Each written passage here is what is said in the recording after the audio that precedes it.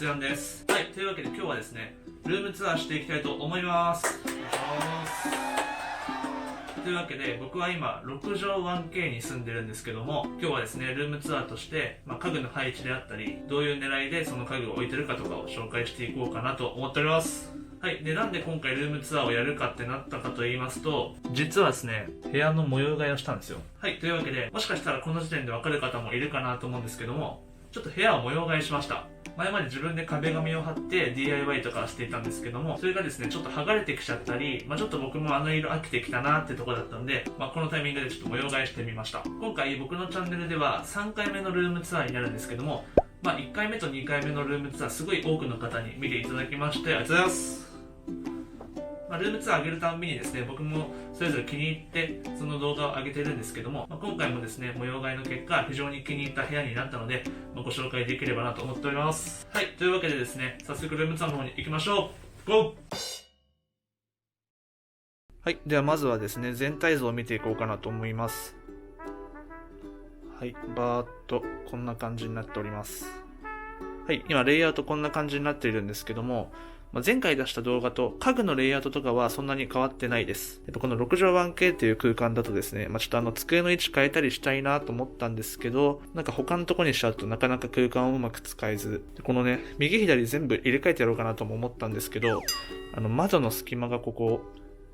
相性合わなくてですね、こっちにデスク置くとはみ出ちゃうんですよ。なんでそんなこんなで、あんまりレイアウト自体は変えられてません。とはいえ工夫した点とかありますのでご紹介できればなと思っております。じゃあまずはですね、一番変化大きいここからいきますか。この壁ですね。はい、というわけでまずはこちら壁でございます。はい、こんな感じになっております今。で、これ前回どうなってたかと言いますと、前回はこの緑色の壁紙をここに貼ってたんですよね。腐ったじゃがいも風の色って紹介してたやつなんですけど、それをここに貼ってました。で、それをですね、今回剥がしました。で、なんで剥がしたかというと、これ今何の壁紙も貼ってない状態なんですけど、元の壁がこうボコボコしてるんですよね。このボコボコの壁と賃貸用の壁紙が相性あんま良くなくてですね、結構剥がれてきちゃってました。で、ちょっと我慢して使ってた、そのまま貼ってたんですけども、さすがにちょっとやべえなーってなっちゃったんで、今回買いました。でですね、その賃貸用の糊でちゃんと綺麗に剥がれるのかっていう問題はちょっと気になってたんですが、もうバッチグーでしたね。ゴリゴリにペリペリペリペリペリペリペリって感じで剥がれました。非常に賃貸用の壁紙優秀になったんですけども、僕ちょっとやらかしちゃったんですよね、ここら辺。ありゃ。これその受験当時の様子があるのでご覧ください。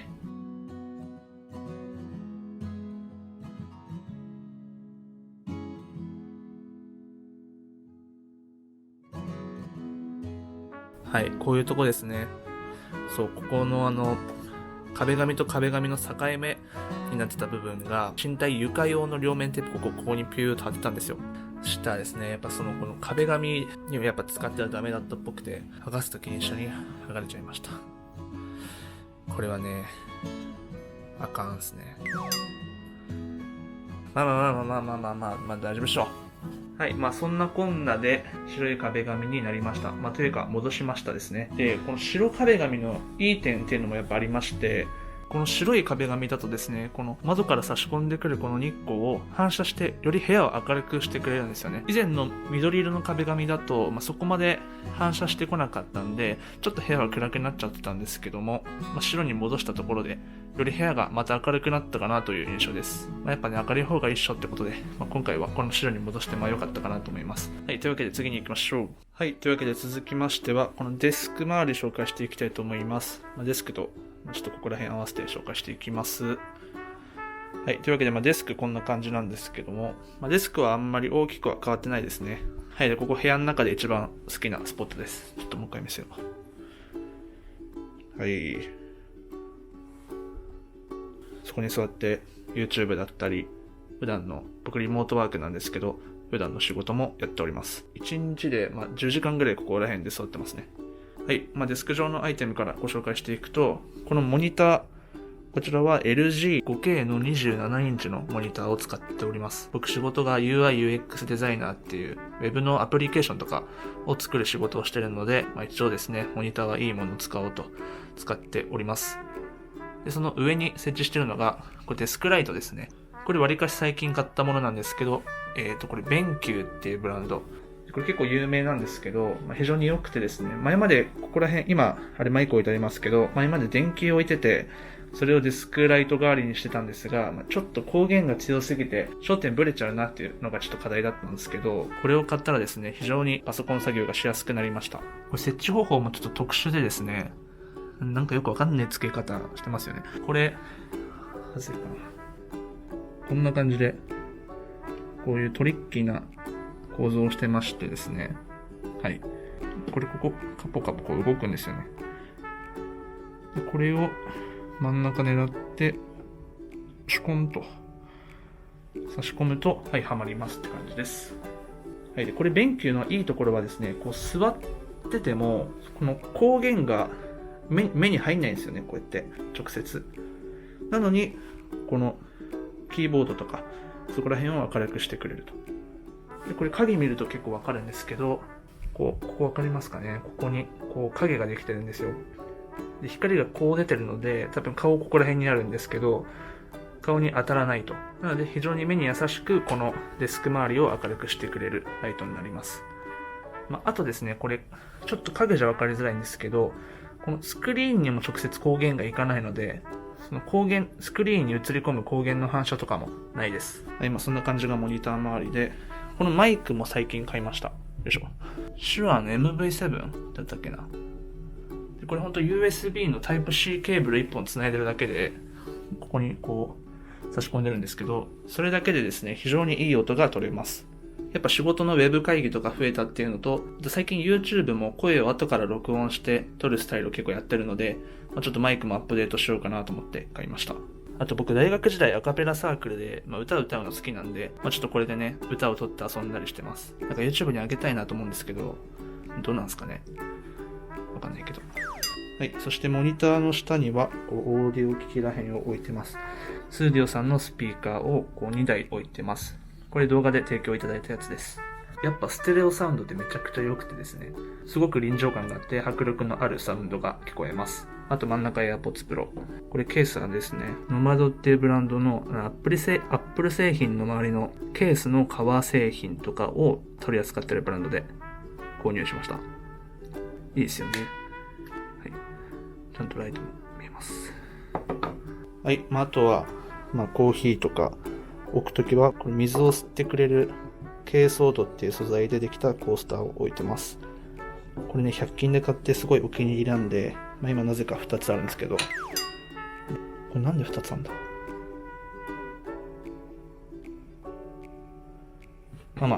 なんか2つある時もありますと。こうやってね、コーヒー。これ朝飲んでるやつなんで、汚くない残りコーヒーですね。これからまた飲むやつなんで置いときますけど、はい。あとはキーボードとマウスですね。これどちらも Apple のやつなんですが、最近 PC 本体を大学生の頃から使ってた MacBook Pro じゃなくて M1 チップ搭載している方の MacBook Pro に変えたので、キーボードもちょっとこのタッチバー対応に変えました。僕こんな感じで MacBook Pro は今この下に入ってるんですけど、ここに置いてるんですけど、クラムシェルモードで使うこと多いんで、なかなかロック解除するときにこのタッチを使えなかったんですけど、このキーボードにタッチ ID がついてるタイプを購入したので、非常に楽になりました。で、前までですね、キーボードとか、このマウスパッドとか、このリストレストっていう手首を乗せる台をグローブメイドさんっていうブランドで購入していて使ってたんですけども、デスクもまだもうちょっとアップデートしようかなと思ってまして、その際に雰囲気もちょっと変えたいなと思ったので、グローブメイドさんの別の商品を今購入して、発送待ちです。なんで以前の使ってたやつはちょっと売っちゃいました。あれはあれで好きだったんで、前回の動画とかで見ていただけると嬉しいです。またデスクアップデートは別で動画撮りたいと思います。はい。で、使ってる椅子はですね、ハーマンミラーっていう会社のセールチェアを使ってます。85,000ぐらいしたやつですね。これも買ってから2年ぐらい経つんですけども、1日本当8時間以上、10時間ぐらい座って作業してるんですが、全然あんまり体に負担が来ていないので、非常にいい買い物をしたなと思ってます。これヘッドレストはないんですけど、逆に背が高すぎないんで、インテリアとしても、全然かっこいい椅子かなと思います。とはいえこれ座ってばっかりだと疲れちゃうんで、体おかしくなっちゃうんで、これ足はフレキシスポットの足を使用してまして、こんな感じで、よいしょ。こんな感じで昇降してくれます。結構高いところまで上がるんですよね。なんで立ったり座ったりを繰り返しながら普段も仕事してます。こうやってね、戻るっていう。PC のスペックとかも大事なんですけど、やっぱそれを扱う自分自身が体壊しちゃうと元も子もないんで、体は大切にしましょう。あと立った時とか、座ってる時もここに敷いてるんですけど、このプニプニ食感このプニプニ素材のマットを置いてます。今動画撮ってるの冬なんで、寒いんでこれ、寒さ対策としても意外と良かったりします。はい、じゃあそのままちょっと隣のここら辺を紹介しましょう。はい、でここがですね、新たに設けたゾーンというか、ちょっと癒しを置こうかなと思って、小さなテーブルを設置しました。ここにはですね、フラワー、これなんだっけ、テールリードを置いて、テールリードを挿してます。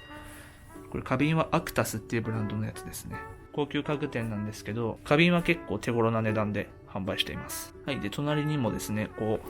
とドライフラワーというか、こういう植物だったり、このわたわたを挿してます。この花瓶は確か IKEA で買ったやつですね。はい、でその隣には MacBook。ちょっと花瓶の隣に置くのは危ないな、これ。花瓶の隣に置くのは危ないんで、ちょっと後でどかそうかなと思いますけど。で、ちょっと花瓶の中の挿し方とか全然センスないので、ちょっと誰か詳しい方いたら教えていただきたいです。はい、で、これ、乗せてる板はですね、こっちのオープンラックで使用している板をちょっと乗せてみました。で、これ何に乗せてるかっていうと、よいしょ。すいません、これ今下潜り込んでるんで、今この画角撮るために左のほっぺた全部床についてます。アイスリフトというですね、以前提供いただいた商品の上に乗せております。はい。それを木の下に敷いて、その上に木を乗せて、簡易的なローテーブルを作りました。作業中にちょっと自然とか癒しを感じたいなと思ったんで、椅子から見える位置にこういうのを置いたりしてます。あとこれ無印のソファーなんですけど、ここくつろぎゾーンですね。我が家の。で、ちょっと紹介し忘れてましたが、この机左側ちょっと上の方の棚にはですね、こういう植物、これも癒しを求めた植物と、あとデスク周りでちょっと使うことが多い製品を置いたりしてます。まずこれは髪留め。僕今髪型真ん中分けなんですけど、髪が目に入っちゃってすごい邪魔な時あるので、これで止めたりしてます。これをつけたままウェブ会議とかズーム間違って始めちゃうとマジ地獄。慌ててバチコーンって取ったりしてますね。はい、あとこれスライム。これよいしょ、この辺に書いてあるかな。キーボードの隙間とか細かい凹凸の角とか細かい汚れの掃除用に使っております。